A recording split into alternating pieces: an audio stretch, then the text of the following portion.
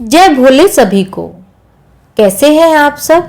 यदि आप भी भोलेनाथ के भक्त हैं तो जल्दी से कमेंट में जय भोले लिख दीजिए। भगवान भोलेनाथ आपकी सारी मनोकामनाएं पूरी करें और अपना आशीर्वाद हमेशा आपके ऊपर बनाए रखें। सोमवार का दिन भगवान शंकर को समर्पित होता है और सोमवार के दिन भगवान भोलेनाथ को प्रसन्न करने के लिए हम विशेष पूजा अर्चना करते हैं और कुछ लोग सोमवार के दिन व्रत भी रखते हैं ताकि भगवान शिव की विशेष कृपा प्राप्त की जा सके।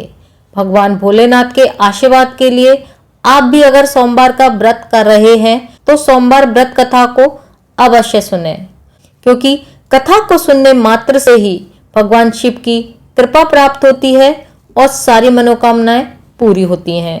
और आइए अब मैं आपको सुनाती हूँ सोमवार व्रत कथा। एक समय की बात है, किसी नगर में एक साहूकार रहता था।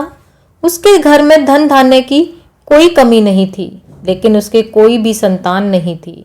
इस कारण वह हमेशा दुखी रहता था और पुत्र प्राप्ति के लिए वह प्रत्येक सोमवार का व्रत रखता था और पूरी श्रद्धा के साथ शिव मंदिर जाकर भगवान शिव और पार्वती की पूजा करता था।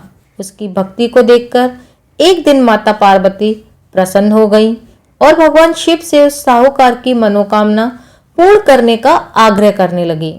पार्वती जी की इच्छा सुनकर भगवान शिव ने कहा, हे पार्वती, इस संसार में हर प्राणी को उसके कर्मों का फल अवश्य मिलता है और जिसके भाग्य में जो है वो उसे भोगना ही पड़ता है।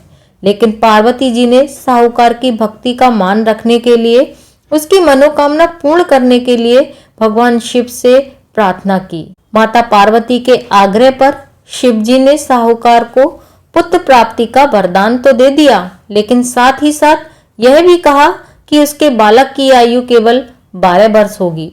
माता पार्वती और भगवान शिव की बातचीत साहूकार सुन रहा था। उसे ना तो इस बात की खुशी थी और ना ही दुख। वह पहले की भांति शिव जी की पूजा करता रहा। कुछ समय के बाद साहूकार के घर में एक पुत्र का जन्म हुआ।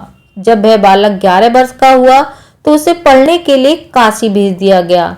साहूकार ने पुत्र के मामा को बुलाकर उसे बहुत सारा धन दिया और कहा कि तुम इस बालक को काशी विद्या प्राप्ति के लिए ले जाओ और मार्ग में जितना संभव हो सके यज्ञ करते कराते जाना और जहां भी यज्ञ कराओ वहां ब्राह्मणों को भोजन कराते हुए और दक्षिणा देते हुए ही जाना। दोनों मामा भांजे इसी तरह यज्ञ कराते और ब्राह्मणों को दान दक्षिणा देते हुए काशी की ओर चल पड़े। रात में एक नगर पड़ा जहां नगर के राजा की कन्या का विवाह था, लेकिन जिस राजकुमार से उसका विवाह होने वाला था वह एक आंख से काना था। राजकुमार के पिता ने अपने पुत्र के काने होने की बात को छुपाने के लिए एक चाल सोची। साहूकार के पुत्र को देखकर उसके मन में एक विचार आया। उसने सोचा, क्यों ना इस लड़के को दूल्हा बनाकर राजकुमारी से इसका विवाह करा दूं। विवाह के बाद इसको धन देकर विदा कर दूंगा और राजकुमारी को अपने नगर ले आऊंगा। लड़के को दूल्हे के वस्त्र पहनाकर राजकुमारी से विवाह कर दिया गया, लेकिन साहूकार का पुत्र ईमानदार था। उसे यह बात न्याय संगत नहीं लगी। उसने अवसर पाकर राजकुमार की चुन्नी के पल्ले पर लिख दिया कि तुम्हारा विवाह तो मेरे साथ हुआ है, लेकिन जिस राजकुमार के संग तुम्हें भेजा जाएगा वह एक आंख से काना है और मैं तो काशी पढ़ने जा रहा हूँ। जब राजकुमारी ने अपनी चुन्नी पर लिखी बातें पढ़ी तो उसने अपने माता पिता को यह बात बताई। राजा ने अपनी पुत्री को विदा करने से मना कर दिया और बारात वापस चली गई। दूसरी ओर साहूकार का लड़का और उसका मामा काशी पहुंचे और वहां जाकर उन्होंने यज्ञ किया। जिस दिन लड़के की आयु 12 साल की हुई उसी दिन यज्ञ रखा गया। लड़के ने अपने मामा से कहा कि मामा जी, मेरी तबीयत कुछ ठीक नहीं लग रही है। मामा जी ने कहा, अच्छा तुम जाओ, अंदर जाकर आराम करो और सो जाओ। शिवजी के कहे अनुसार कुछ ही देर में उस बालक के प्राण निकल गए। मृत भांजे को देखकर उसके मामा ने विलाप करना शुरू कर दिया। संयोगवश उसी समय शिवजी और माता पार्वती उधर से जा रहे थे। पार्वती जी ने भगवान शिव से कहा, स्वामी, मुझे इसके रोने के स्वर सहन नहीं हो रहा है। आप इस व्यक्ति के कष्ट को अवश्य दूर करें। जब शिवजी मृत बालक के समीप गए तो वह बोले कि यह उसी साहूकार का पुत्र है जिसे मैंने 12 वर्ष की आयु का वरदान दिया था।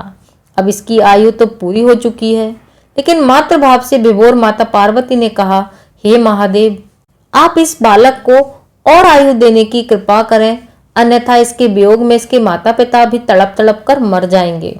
माता पार्वती के आग्रह पर भगवान शिव ने उस लड़के को जीवित होने का वरदान दे दिया। शिव जी की कृपा से वह लड़का जीवित हो गया। शिक्षा प्राप्त करके लड़का मामा के साथ अपने नगर की ओर चल दिया। दोनों चलते चलते उस नगर में पहुंचे जहां उसका विवाह हुआ था। उस नगर में भी उन्होंने यज्ञ का आयोजन किया। उस लड़के के ससुर ने उसे पहचान लिया और महल में ले जाकर उसकी खातिरदारी की और अपनी पुत्री को विदा किया।